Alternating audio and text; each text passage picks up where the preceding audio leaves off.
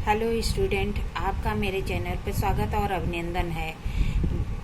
जैसा कि मैं आदेश के बारे में बता रही थी, 25 आदेश तक हो गया था। 26वां आदेश है कमीशन के बारे में प्रावधान किया गया है। 27 में सरकार द्वारा या सरकार के विरुद्ध या अपने पति हैसियत में लोक अधिकारी द्वारा या उसके विरुद्ध वाद के बारे में प्रावधान किया गया है।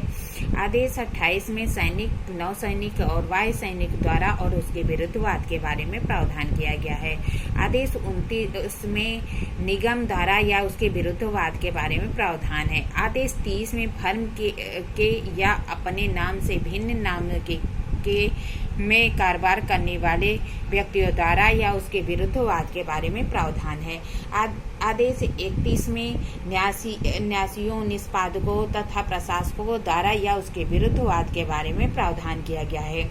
आदेश 32 में अभ्यस्त तथा विकृत व्यक्तियों द्वारा या उसके विरुद्ध वाद के बारे में प्रावधान किया गया है। और 32A में कुटुंब के संबंध रखने वाले विषयों से संबंधित वाद के बारे में प्रावधान किया गया है।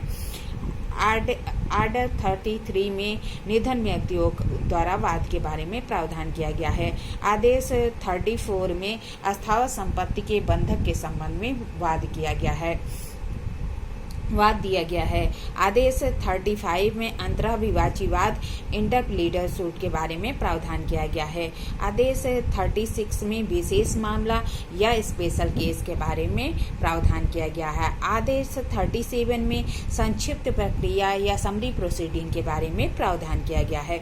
आदेश 38 में निर्णय के पहले गिरफ्तारी और कुर्की के बारे में प्रावधान किया गया है, जिसमें निर्णय के पहले गिरफ्तारी के बारे में आर्डर 38 का रूल 1 से लेके 4 तक गिरफ्तारी के बारे में है और 5 से लेके 13 तक जो है कुर्की के बारे में प्रावधान किया गया है।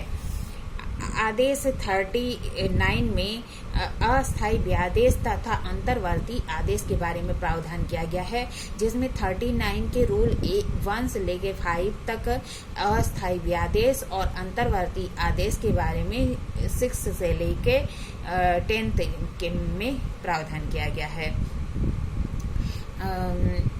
आदेश 40 में रिसीवर की नियुक्ति के बारे में प्रावधान किया गया है। आर्डर 41 में मूल डिग्री से अपील के बारे में प्रावधान किया गया है। आर्डर 42 में अपीली डिग्री से अपीलों के बारे में प्रावधान किया गया है। आर्डर 43 में आदेशों से अपीलों के बारे में प्रावधान किया गया है। आदेश 44 में निधन व्यक्तियों द्वारा अपील के बारे में प्रावधान किया गया है।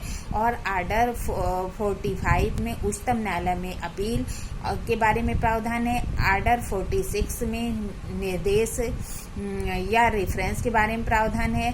आर्डर 47 में पुनर्विलोकन या रिव्यू के बारे में प्रावधान है।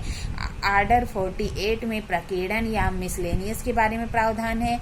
आर्डर 49 में चार्टर उच्च न्यायालय के बारे में प्रावधान है। आर्डर 50 में प्रांतीय लघु वाद न्यायालय के बारे में प्रावधान है। और आर्डर 51 जो लास्ट है प्रेसिडेंसी लघुवाद न्यायालय के बारे में प्रावधान है। अगर आपको मेरा चैनल अच्छा लगे तो आप प्लीज़ लाइक और सब्सक्राइब करिए। धन्यवाद।